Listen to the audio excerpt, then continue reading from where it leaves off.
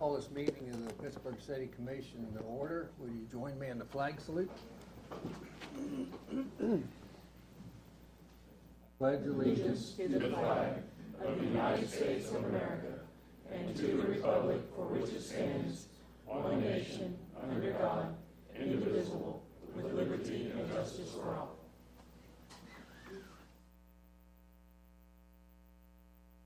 We have a proclamation this evening. Will the individuals who are here for that please come forward?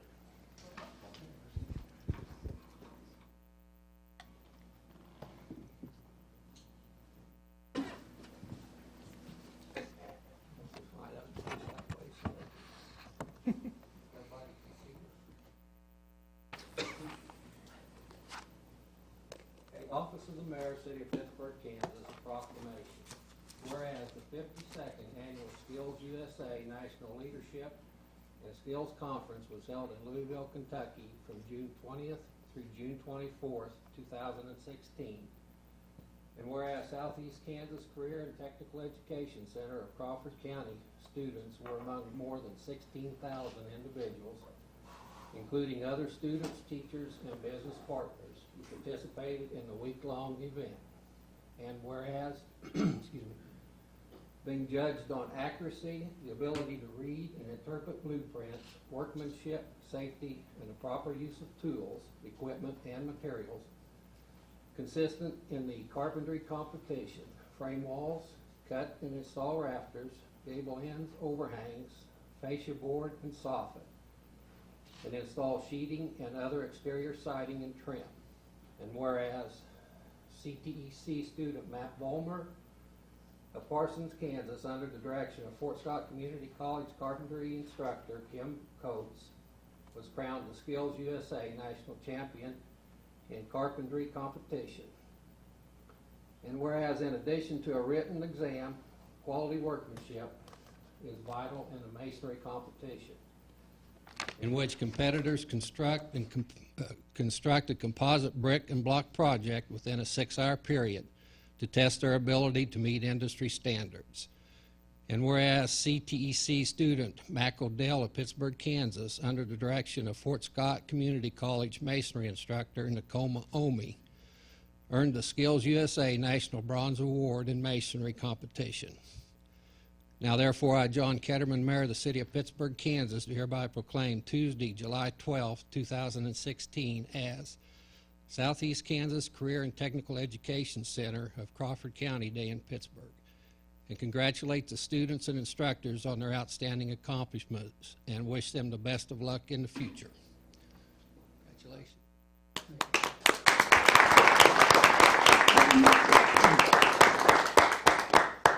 I'd like to thank everybody that's had any involvement in CTEC. It's a really nice facility out there, and we appreciate everything that you guys are doing for us. One other note is the Skills USA. You know, it's a part of what we do. It prepares all the young people, whether you win a medal or not, and you're involved in it. It prepares all the young people for later on in life to be successful. And Matt here, by the way, is a 2-time national championship. He won it last year, barely eked it out. The competition was a lot stronger this year, and he still eked it out. But it doesn't matter. He won by 1 point, 930, 929. But hey, a win's a win. The competition was really tough this year, and we actually had a blast. And I am passionate about teaching these kids, and it's very satisfying seeing these guys go on and do something with their life. Thank you.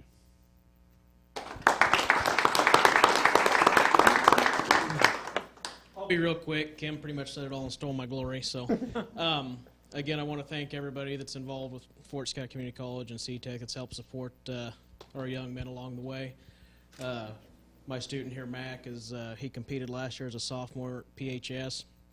Competed this year, earlier in the year, in Las Vegas with me in a MCAA competition, which is a national, worldwide competition. There's a student there from Australia that competed against him. They actually made a mistake, and Mac competed in a second-year apprentice program and ended up tying for first place. they flipped a coin and he got second. So it was very proud of him. He moved on, won first in state, competed in Louisville, and pulled away with third out of 32 contestants in his flight. So we're proud of him and the hard work that these two young men have put into everything they do and making Fort Scott Community College and City of Pittsburg and CTEC and everybody look great. So thank you guys.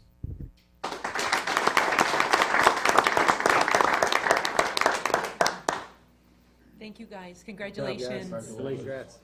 Thanks for coming tonight and sharing that.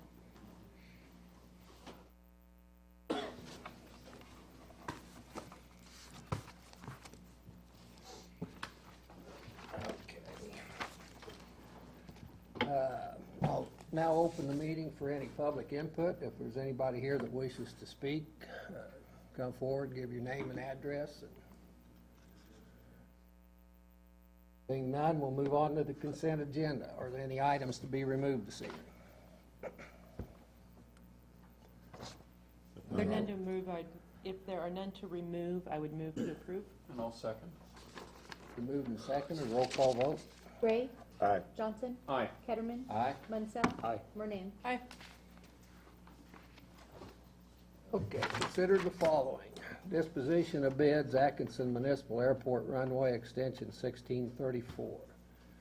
Staff is recommending the bid for the construction of runway 1634 extension be awarded to Capital Paving and Construction LLC out of Jefferson, Missouri, or Jefferson City, Missouri, based on their low bid meeting specifications of $914,413.03.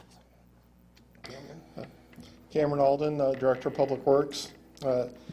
Before you is the culmination of a lot of work in trying to get another improvement out at the airport. We had received very good bids. This will extend the main runway additional 600 feet, bringing the total to 6,100 feet. Upon approval of this, we will look to apply for the 9010 grant from the FAA. I've already talked with them, and we expect to have a fairly quick turnaround. More than likely, the actual construction won't be until next year, but won't know that until we get the grant in hand and are able to talk to the FAA as well as the contractor about when we'll be able to start work out there.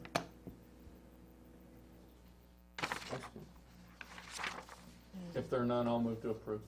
Second. Been moved and seconded. All those in favor say aye. Aye. Aye. Opposed? Motion carries. Thank you. Thanks, Cameron. Thanks, Cameron. Consider the following funding agreement. Lottery Gaming Facility Project. Consider entering into a funding agreement with Kansas Crossing Real Estate LC to provide the city with a source of funds to pay the cost incurred by the city for legal, financial, planning, inspection, and other services, or for direct out-of-pocket expenses and other reasonable costs resulting from services rendered to Kansas Crossing Real Estate LC, to review, evaluate, process, and inspect the construction of the lottery gaming facility. Mayor, City Commissioners, we have James Walker with Kansas Crossings in the audience to answer questions. Henry's going to walk you through the funding agreement. I'll make some comments on the development agreement, which is the next item, and James will be here to answer questions on either one of them. So, Henry? Well, Tammy did such a good job in her agenda item that you really said about everything that it's going to cover, but this essentially, Kansas Crossing will deposit with the city the sum of $25,000 to allow the city to draw on that amount for legal services, financial services, and I know Triad environmental services as well. Anytime that amount would drop below $15,000, then Kansas Crossing would replenish the amount on file with the city up to $15,000. So it just allows the city really not to have any out-of-pocket expenses as we move forward with the project. We have a source of funds that won't cost the taxpayers any money. If no questions, I move to approve. Second. Been moved and seconded. All those in favor say aye. Aye. Opposed? Motion carries. Thank you. Development agreement, lottery gaming facility project. Consider entering into development agreement with Kansas Crossings Real Estate LC to set forth the responsibilities, understandings, and agreements between the city and Kansas Crossings Real Estate LLC in the development of a lottery gaming facility and the city infrastructure to serve the facility. Mayor, City Commissioners, this has been a work in progress for at least a couple of months. I know James probably thinks it's been a half a year, but we don't do a lot of development agreements this size, so we wanted to be on our game. A lot of people participate in it, and it covers quite a few things. I have about 12 things listed here. If you don't mind, I'll probably just read what they are without reading much of the agreement, and then if you have any questions, we'll get to it. Initially, it addresses the process for constructing utilities, which is incredibly important. Kansas Crossing will build through their contractor the utilities. The city will establish a benefit district and sell bonds. The Kansas Crossing will pay back those bonds over 20 years. The benefits from the extension are basically the utilities for future annexations. It's a very large benefit for no money for us as a city. It puts the city in the first lien position in front of Alliance Bank, which is Capital Federal, which has I believe a $45 million investment in this. So there's very little risk to the taxpayers by doing this. And by financing, it uses the city's rate to allow greater cash flow for the casino, which will allow them to market and promote a casino, which is in fact a competitive entity, if you will. And so it just potentially could put more money back into our pockets. So it seemed like a win-win. It's also a complete legal description of the project, which is, I think, several pages. It's a pretty big area. It also sets for the compliance of all the building codes and timely inspections by the city. They are under a calendar.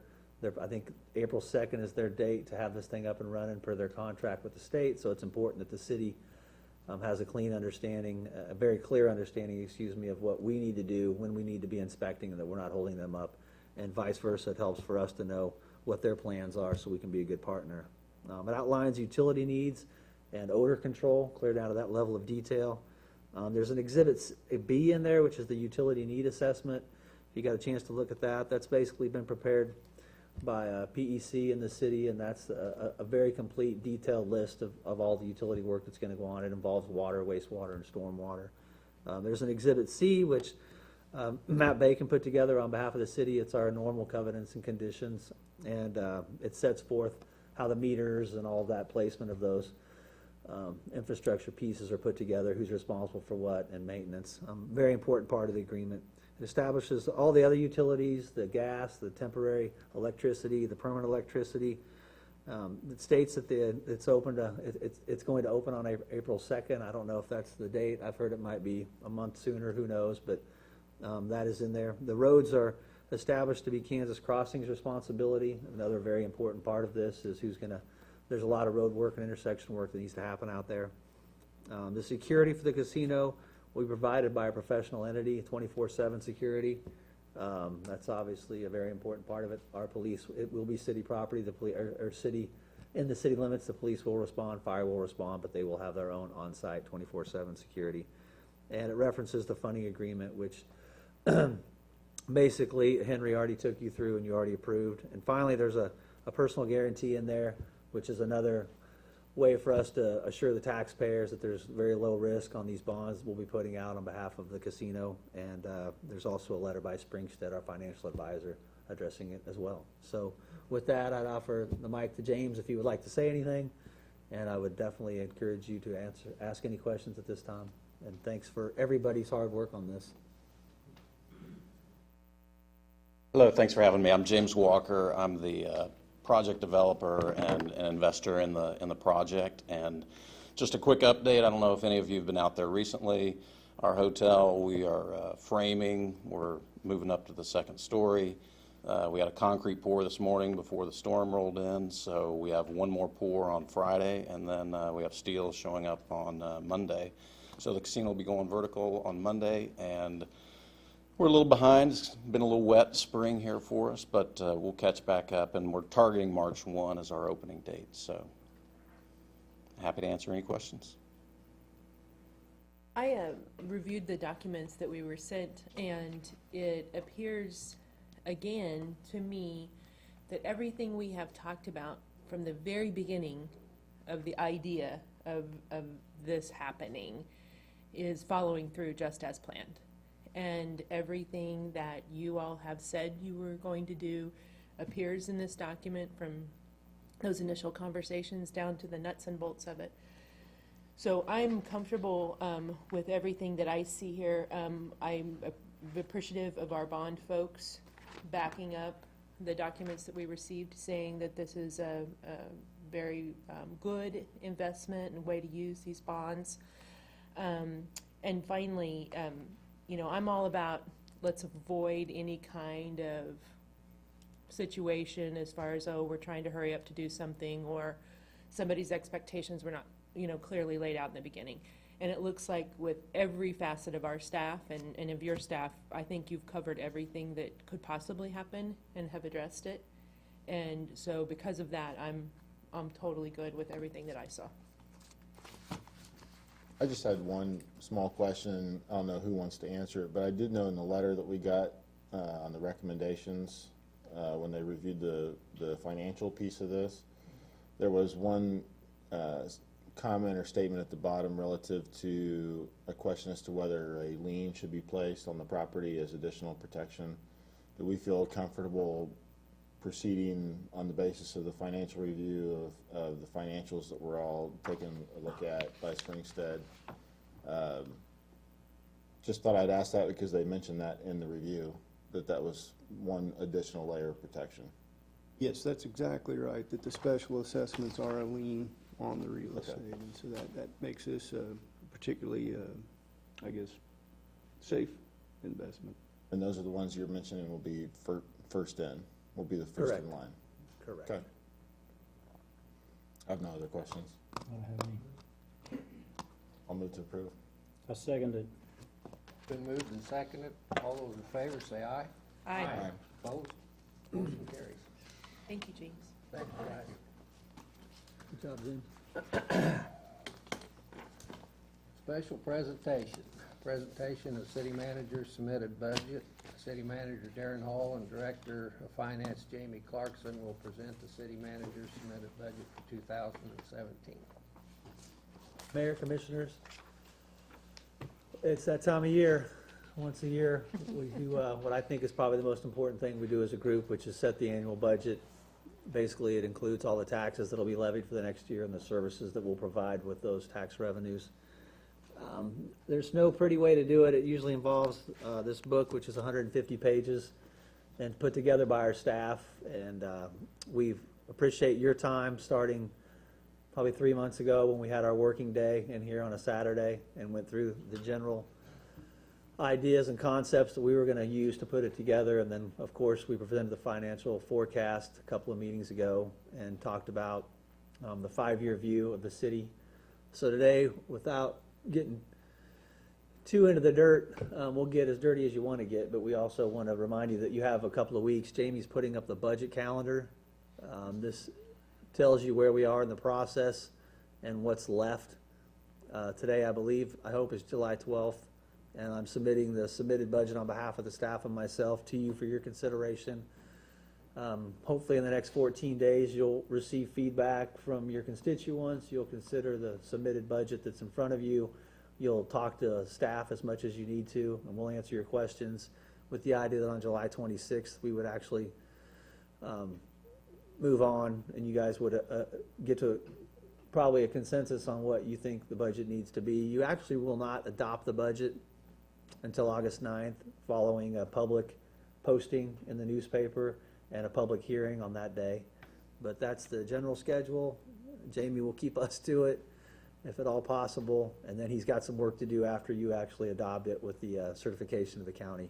But it's quite a process. I do have, unfortunately for everybody, about a page and a half that I just as soon read, which is our budget message. It doesn't make much sense to try to put it to memory and skip around, so bear with me, but I do want to make sure everybody understands this is a group body of work. A lot of people have put in a lot of time, including yourselves, and hopefully we can be close to the finish line with what we present with you today. So with that, be happy to take any questions after this. Pittsburgh's population continues to increase and employment numbers are positive. Businesses are expanding and Pittsburgh State University continues to educate over 7,000 students a year. Economic growth continues, highlighted by the construction of the Kansas Crossing Casino and Hotel, the La Quinta Hotel and Suites, and plans for the university-based redevelopment project that will provide housing, business, and retail space to the heart of our city. It's a promising time in Pittsburgh, and the 2017 submitted budget reflects the services needed to support our community during this important period of growth. For the first time since 2009, our assessed valuation did not decline. It increased by 1.3%, equivalent of $50,000. While this number represents a very small percent of our overall revenue, it makes a statement about the strength of our local economy. At a time when our state economy is performing poorly, Pittsburgh is growing. To make growth even more difficult, the Kansas legislature passed a property tax lid, which limits our local elected officials, the governing body, to utilize this growth to improve and increase services. The purpose of the bill is not to limit the City Commission's ability to increase the mill rate as much as it is aimed at guaranteeing the status quo. By requiring a vote of the people every time our valuation increases higher than the consumer price index, that just seems unreasonable. The 2017 budget will be the last time an election is not required to capture this growth in valuation. The tax lid is just one of the reasons we're recommending a $5 million increase in the property tax for the upcoming year. After analyzing the results of the 5-year financial forecast, it is apparent that trimming expenses and leveraging funds, coupled with moderate revenue increases, will not offset the rising cost of insurance, personal services, and specifically electricity. Electricity alone will increase $102,000 annually, the result of simply increased rates. That is roughly the equivalent of 1 mil. The cost of insurance for property, personal liability, workers' compensation, and employee health are all scheduled to increase by at least 5%. As a result, we continue to fall short in our attempts to replenish our reserves to adequate levels.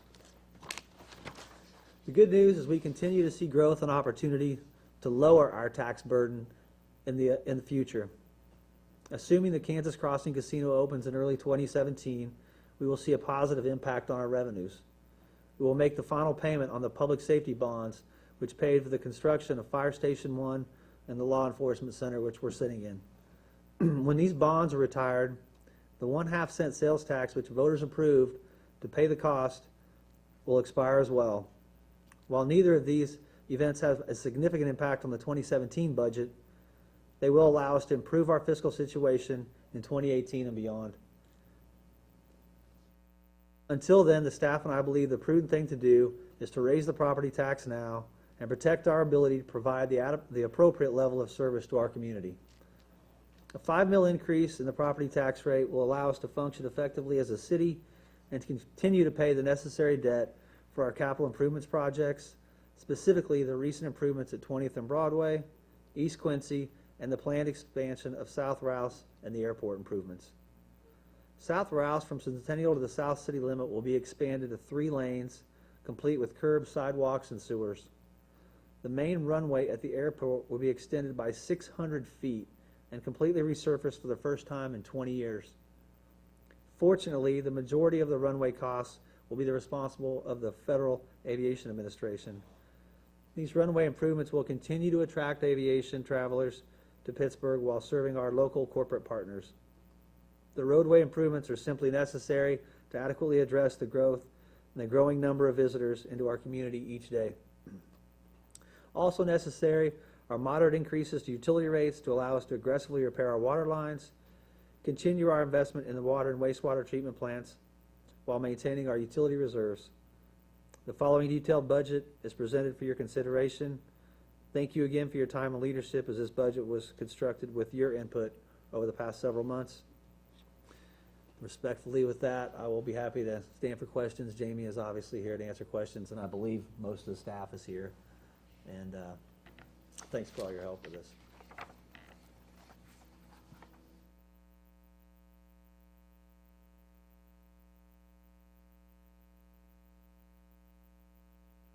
We'll be here for 2 weeks. All righty, Let us know how we can help you. all righty.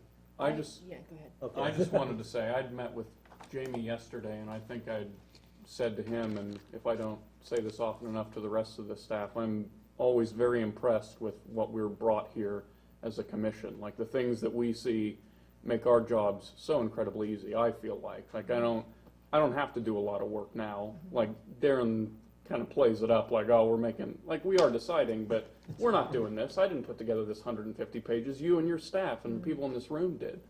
And it's very impressive, and it speaks, I think, very highly of the quality of the people we have working at the city and doing this kind of thing. So it turns around like, then in a couple weeks, I'm not going to have to think very hard about what I want to do because you guys have put in so much effort already.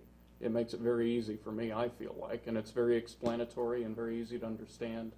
I guess the question I did have is some form of this or a summary of this available to the public, so the people that, like constituents, for example, that are going to want to give input, perhaps going to be available publicly somewhere on our website? I put it on the website last Friday. It's Okay. on the city's website. Okay, so it's this Yes, 150-page thing? Yes, Okay. that document in there. Is there anything maybe shorter than that that is just a brief encapsulation of maybe the highlights? Yeah, we could probably take Darren's little brief he just read and put it as a separate item on there. As they go through the document, the first part of it is a summary of the rest of it. Sure. So you can probably focus on the first 30 to 40 pages, and specifically, you could probably focus on the first 20, really. But the deeper you want to go, you head to the back of the book. So that's kind of how it's set up. And I think I would highly encourage, we've had the opportunity to look at this in such detail and very easy to understand for several months now. And I would like to really encourage anybody listening at home or reading the newspaper, you need to make yourself educated about this. I mean, this is a big document, and it's important. Anytime you discuss mill increases, it's easy to react and say, oh, more of this, more of that. I would like to hear from folks who, if they're not interested in this budget as presented, what would they like to see cut? Because that's where we are. What would they like? Because I would be happy to talk to anybody about that. So if anybody would like to give any of the five of us their input on that, after looking at this document, I think that would be very helpful to all of us.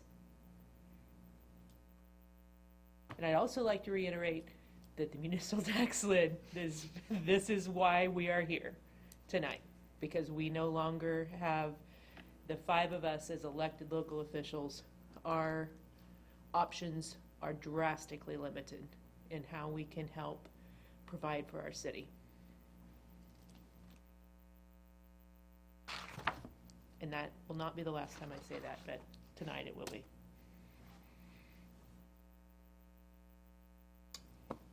I'd like to reiterate the budget calendar.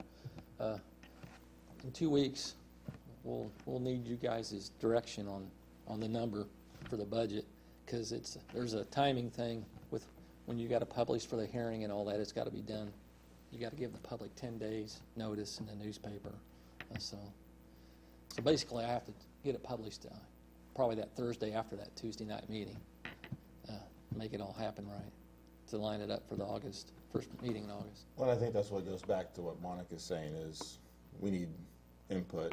Yeah, right. I mean, Right, I understand that. If individuals, I mean, I think most of the five of us have already met with either you or Darren or at some point individually and have talked through various items on the budget, and it's a significant dollar amount at stake.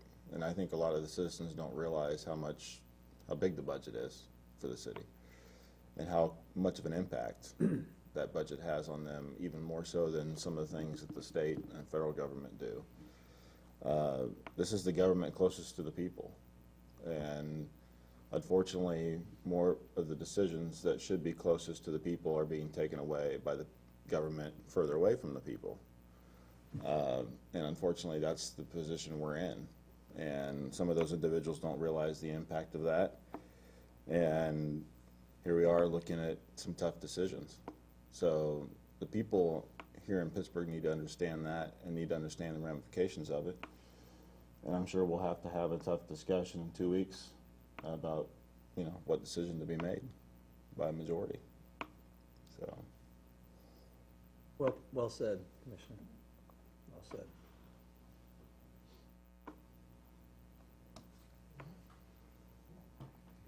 Thanks, Jamie.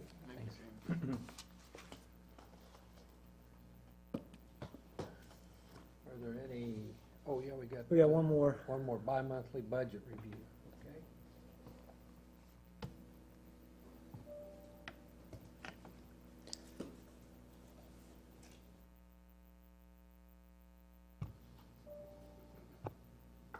This year's flying by.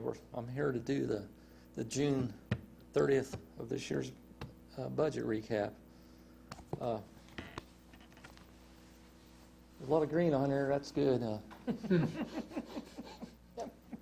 The only the general fund's in good shape right now. All the other funds are in good shape. The only thing I'm watching really close right now is, well, I watch everything real close, but the one I got my eye on is the public utilities revenues are we've had a wet spring and we've had a wet summer.